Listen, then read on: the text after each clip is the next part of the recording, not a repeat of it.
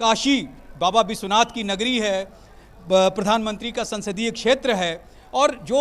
वैभव होना चाहिए, जो आस्था लोगों की है बाबा विश्वनाथ में, उसके अनुरूप प्रधानमंत्री जी की सोच के हिसाब से काशी विश्वनाथ मंदिर का जो पुनरुद्धार पुनर्निर्माण हो रहा है वो अपने आप में श्रद्धालुओं के लिए, दर्शनार्थियों के लिए जो बाबा विश्वनाथ के दर्शन के लिए आएंगे, वो कैमरा पर्सन आपको दिखा रहे होंगे चंद्रशेखर, और आपके माध्यम से पूरे देश को दिखाना चाहूँगा कि किस तरह से काशी विश्वनाथ मंदिर का जो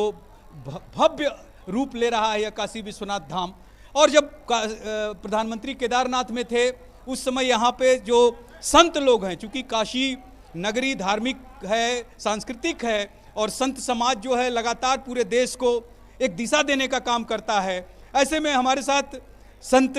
हैं जो जितेंद्रानंद स्वामी जी हैं, जो बार बार धर्म की बात जब आती है तो वो खड़े हो जाते हैं और एक दिशा देते हैं पूरे समाज को, देश को। स्वामी जी, ये जो केदार जी में प्रधानमंत्री जी ने किया है और वाराणसी का जिक्र किया जो कि आप देख ही रहे थे, इसको आप किस तरह का समन्वय संगम मानते हैं धर्म के लिए, संस्कृति के लिए? श्रद्धेय प्रधानमंत्री नरेंद्र मोदी जी धर्म के आधार पर, क्योंकि जिस विचारधारा की सरकार का नेतृत्व वो कर रहे हैं, पंडित दीनदयाल उपाध्याय जी ने सिर्फ 2 ही पुस्तकें लिखी, एक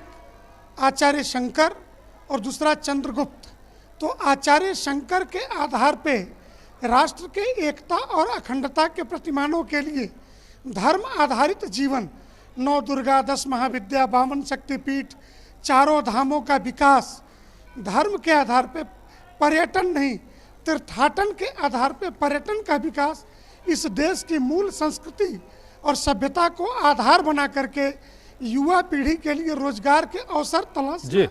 आज प्रधानमंत्री जी ने इसी दिशा की तरफ पूरे देश को मोड़ने का प्रयास किया है। जी बिल्कुल हरिकेश, देख पा रहे हैं कि किस तरह से उत्साह है और ये पूरे देश से इस तरह की तस्वीरें हमारे सामने आ रही हैं। और हम अपने दर्शकों को भी बता दें कि पूरे देश में आज इस तरह के आयोजन किए गए और 12 ज्योतिर्लिंगों पर इस तरह से आयोजन किए गए, जहां पर सजीव लोगों ने केदारनाथ धाम में जो आज प्रधानमंत्री का कार्यक्रम था उसे भी सजीव प्रसारण देखा। और आपको आज अब लिए चलते हैं उज्जैन स्थित महाकालेश्वर ज्योतिर्लिंग, जहां पर हमारे संवाददाता अजीत मौजूद हैं। अजीत,